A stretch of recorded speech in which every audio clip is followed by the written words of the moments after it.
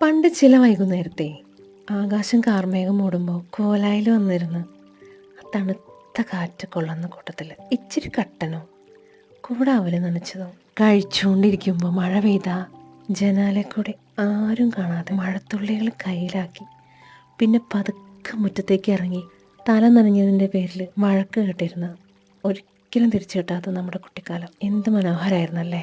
അന്നൊക്കെ സ്കൂൾ വിട്ട് വരുമ്പോൾ അവരല്ലാണ്ട് നമുക്ക് വേറെ ഒന്നും കഴിക്കാൻ വേണ്ടായിരുന്നു. പക്ഷെ ഇന്നത്തെ കുട്ടികൾക്ക് വെറൈറ്റി ആയിട്ട് എന്തെങ്കിലും കൊടുത്താലേ അവർക്ക് സന്തോഷമാവുള്ളൂ.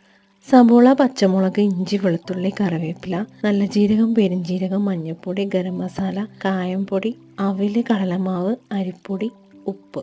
പിന്നെ പഴയ വൈബ് ഇഷ്ടപ്പെടുന്ന നമ്മുടെ കുട്ടികൾക്ക് ഇനി ഇതുണ്ടാക്കി കൊടുക്കുമ്പോൾ നമ്മുടെ ഓർമ്മകളുടെ കഥ പറഞ്ഞു കൊടുക്കുന്ന നേരത്ത് കഷ്ടകാലത്തിന് ഇനി മഴ കൂടി പെയ്താൽ അവില് നനച്ച് തന്നെ മതി എന്ന് പറയാവോ?